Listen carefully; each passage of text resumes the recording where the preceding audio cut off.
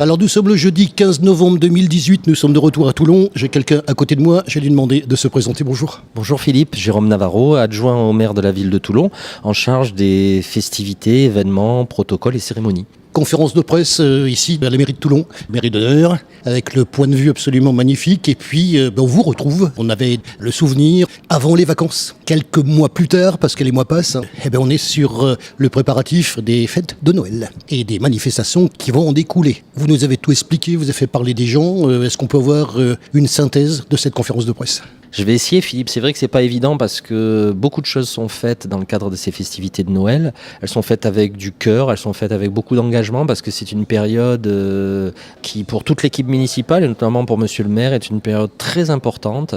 Après l'été, après toutes les manifestations de l'été, Noël est un moment essentiel dans la ville parce que c'est un moment de partage, de générosité, c'est un moment où on donne tout son cœur, où on s'investit et ça c'est vraiment quelque chose de très important. Donc vous l'avez vu, nombreux sont mes collègues qui étaient à mes côtés aujourd'hui pour parler notamment de l'éclairage, puisqu'il y a des milliers de kilomètres de guirlandes LED qui vont investir la ville, qui vont équiper, décorer les voies, les ronds-points, les parcs.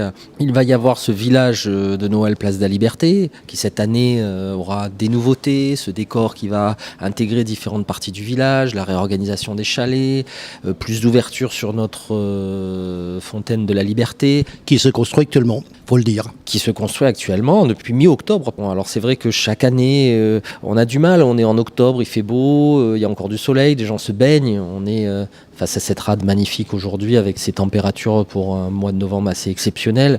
Donc c'est vrai que c'est pas toujours évident de se retrouver dans l'esprit de Noël. On dit souvent Noël c'est la neige, c'est le froid. Oui, dans le nord. Pas à Toulon, mais c'est pas pour autant qu'on ne doit pas fêter Noël. Noël, c'est la Provence. Noël, c'est international. C'est des valeurs qui dépassent les clivages, qui dépassent les oppositions. Et ça, c'est essentiel. Donc, à Toulon, plus que jamais, Noël est une date importante parce qu'on aime se retrouver en amis, on aime se retrouver entre amis, en famille, entre Toulonnais, pour la joie des plus jeunes, pour la joie d'être en famille avec nos aînés et partager la magie de Noël. Donc, pour cela, il faut créer des décors exceptionnels. Il faut éclairer, il faut embellir, il faut créer des événements pour se retrouver. La culture est au rendez-vous, les expos, les concerts, la musique, que ce soit dans les structures de la ville, que ce soit chez nos partenaires. On avait le Théâtre Liberté, Château Vallon, la chorale, les chants. Pas de Noël sans chanteur. Les chorales, quand t'as dit, ça cleur joie, clairement. Les commerçants. Les commerçants. Pour terminer avec les chorales, les chœurs du Sud, plus de 10 représentations dans le cœur de la ville avec des formules à plus de 300-400 choristes de la métropole toulonnaise. Une ambiance de fête, une ambiance de féerie et un engagement de tout temps pour tous les services de la ville, pour aussi tous nos partenaires, ils étaient nombreux aujourd'hui. C'est beaucoup de joie, c'est un moment chaque année que j'attends avec plaisir, d'abord parce que toutes les équipes de la ville travaillent énormément et dès début janvier, on commence à travailler l'édition de Noël suivante.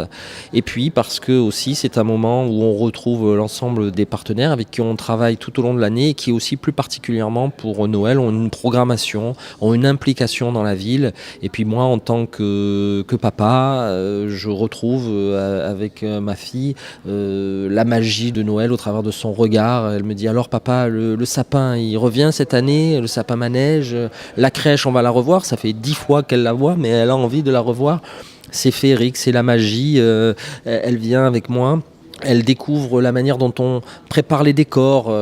Gérard Abès de la crèche provençale, de cette crèche exceptionnelle, cette crèche au décor de Toulon, parlant de Provence, de nativité, ces 900 santons, ces éclairages, ce véritable spectacle. On n'a pas de mots assez forts pour s'adresser aux Toulonnais, aux visiteurs qui ne connaissent pas encore ce spectacle, de venir. Ce n'est pas une simple crèche, c'est un vrai spectacle. Venez la voir, venez la découvrir pour ceux qui ne la connaissent pas. Venez sur ce village de Noël, découvrir la féerie de Noël. Si j'avais quelque chose à dire, et d'ailleurs on le répète chaque année, le plus important c'est de dire aux gens qu'un village de Noël, surtout comme celui de Toulon, ça ne se construit pas en 5 minutes. Non, un mois. Ça demande un petit peu plus de temps. Ça demande du temps, un mois de travail. Vous savez que je fais beaucoup de reportages, hein. J'étais sur le Pradet, j'étais sur la Seine. On pose des questions récurrentes sur justement le temps que ça demande en préparation, en études, en réalisation, les concours des services techniques, comment se passent les relations entre les mairies et les associations. Et donc le but, c'est d'expliquer aux gens justement toute cette préparation. On voit quand c'est fini, mais on voit pas quand on le prépare. On n'explique jamais assez, mais c'est vrai que parce que Et on est là pour ça. c'est un peu fastidieux, mais on oublie aussi les contraintes sécuritaires. Il faut savoir que depuis quelques années, sur la place de la Liberté, pour créer ce village et le mettre en sécurité aux normes qui nous sont imposées par la préfecture et par l'État, c'est plus de 70 blocs GBA. Les blocs GBA, c'est ces blocs béton de plusieurs tonnes qu'on est obligé de disposer sur la place de la Liberté. C'est les barrières ERAS, ces barrières métalliques qui rendent hermétique la zone. C'est près de 45 chalets avec les chalets techniques à démonter, à remonter, à entretenir, à lazurer, à réparer. Et il faut savoir que les équipes techniques font un travail exceptionnel puisque c'est des chalets qui étaient garantis une dizaine d'années et on les a depuis 15 ans et on arrive encore à les mettre en place.